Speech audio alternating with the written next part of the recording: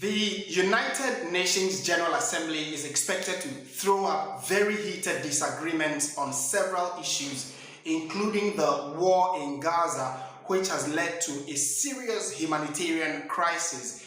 In fact, the United Nations has described the war in Gaza and its aftermath of the humanitarian crisis as a genocide being committed by Israel.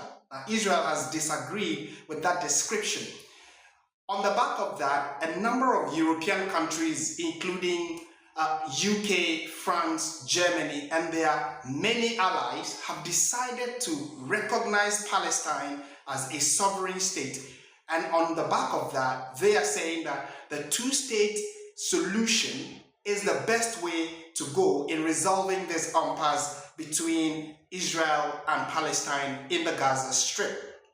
Meanwhile, Europe is also dealing with its fair share of uncertainties with Russia's unending bombardment of Ukraine and its recent intrusion into the airspace of some NATO allies like Estonia. And this has triggered an emergency security meeting of NATO states. Ghana's President John Dramani Mahama is leading a high-powered delegation of government ministers and CEOs.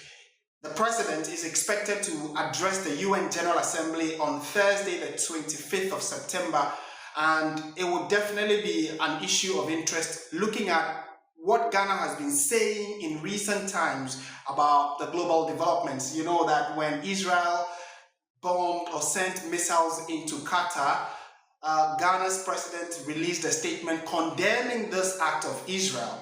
And several other acts government has performed, including the recent donation of some chocolate items to the Palestinians who've been displaced and the several persons caught up in the conflict between Israel and Palestine in Gaza. The Ghanaian president will also hold some key meetings. One of it will be with the UN Secretary General Antonio Guterres. And you'll recall that when he was in Japan recently, he held a meeting with Antonio Guterres. So it looks as though it is a continuation of the earlier meeting where probably some concrete decisions will be arrived at.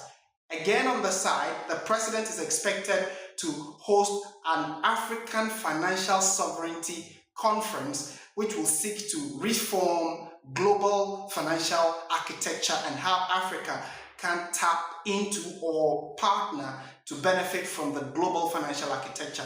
Again, as the AU chairperson on reparative justice, the president of Ghana is expected to co-host a meeting with the Senegalese president where they're going to be advocating for reparative justice for Africans and Africans of people of African descent from around the world. We'll bring you updates of that as the UN General Assembly continues. Asiedu-Dartey for TV3 News.